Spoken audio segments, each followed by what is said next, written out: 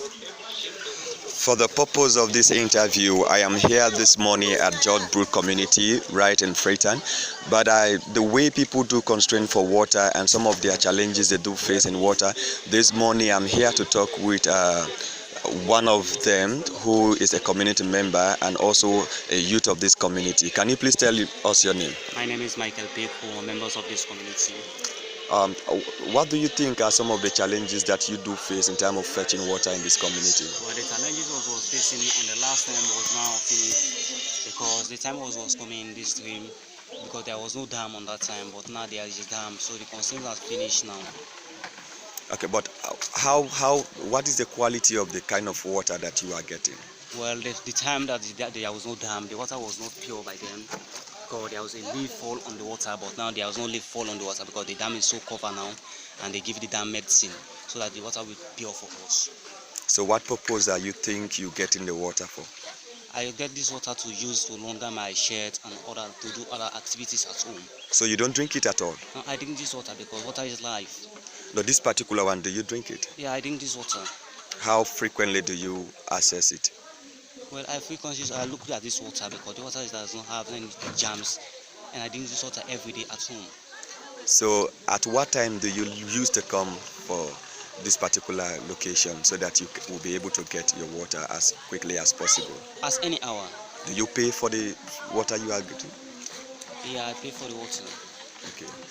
So like if you are sending a message to people, what do you think are some of the issues that they need to contribute towards this community so that you will be having access to quality water within the community? Well, I need more development in the community for the entire community. That is all my message that I have to send out to my colleagues outside. So, is there any recommendation again that you would like to send to the government or other partners that they need to come in the community to also increase access to water facility? Because do you think that this water is enough for this entire community? No, it's not enough for this community because the people are many for this water. There are plenty for this water. So I need the government to intervene to help us to create more dams for the entire community. Also. Okay. Thank you very much. So what is your name? My name is Waterpaka. Sorry? Waterpaka. Waterpaka. How old are you? I'm 18 years. 18 years. So what are you doing here this morning? I came here to fetch water because we wake up early in the morning to fetch water. So at what time do you come here to get water? 4 o'clock. Okay. Are you paying for the water? Yes, 5 o'clock for 3 buckets. I am also with an old man who seems to be one of the oldest among the community members in this community and who is also the caretaker of this particular community. But for the purpose of this interview, I think we have to transform back to the local language so that we'll be able to get his intervention and concern about this particular dam. Good morning, sir. Good morning, Daddy. Yes, sir. Your name, sir? I'm Joseph Aliyu Kano. Okay, Joseph Aliyu Kano. So, who are you in this community? I'm the collector of this dam. Okay, so for how long have you been in this community? Well, it's over 5 years now. Over 5 years. So what are some of the challenges that you have been facing in terms of water facility? Well, the challenges are many. Like? One, this is a dry season. We have this complication of the water. It's not released as we are expecting it in rainy season. In dry season, I have to fight it very hard to get more water in the dam. How do I do it? I went up to the other dam, right up, to get fill of this dam. If you can look up, you see a pipe going right up. Yeah, I went to the other dam, to the other borehole, wherein there's a dam, help us to fill to this dam. In the morning, people can get more water. I get a lot of constraint by wasting of the water. I fight this, I talk to them, but not in harsh, because they are human. Yes, so I can talk to them to get water so that everybody can able to get whatever container they brought. So are you sure that the facility is enough for the entire people living in this community, or there are more people and we need more water facility like this kind? We need more facilities of water, because if I consider the people that are coming here in every aspect of the area, we get people from Omolay bush, cool water, coming here to fetch water. Some are coming with 10, 5 gallons, 20, 5 gallons, so many of them. So we need more help so that we can improve this more and more. How?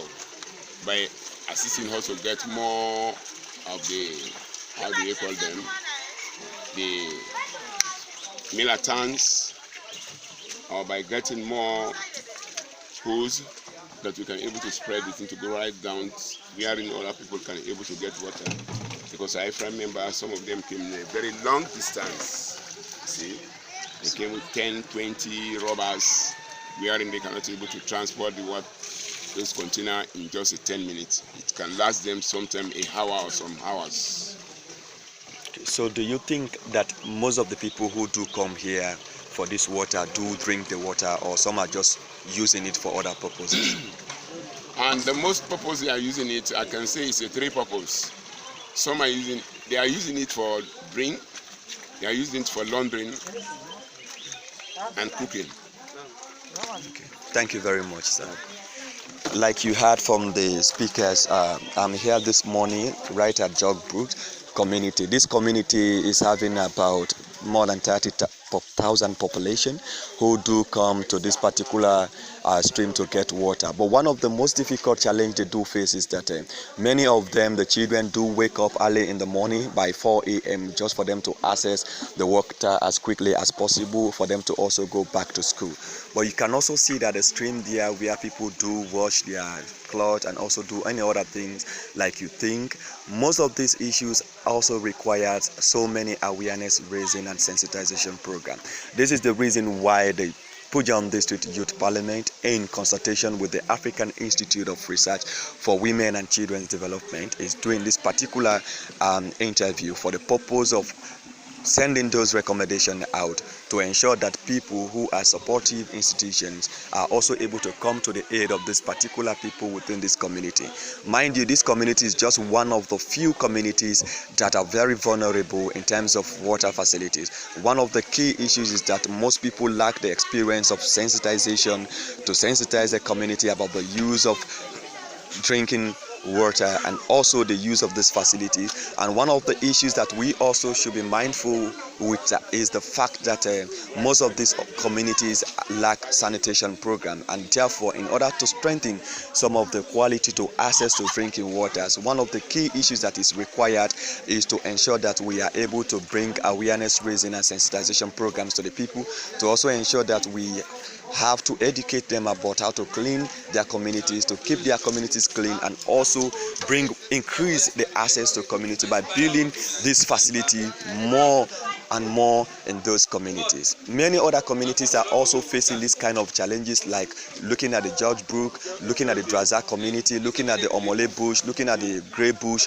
Also, you go back to the eastern part of Freetown, where we call Waterloo, and also Yamsfam. These are also another communities that are also facing a lot of challenges like what people are facing in this community.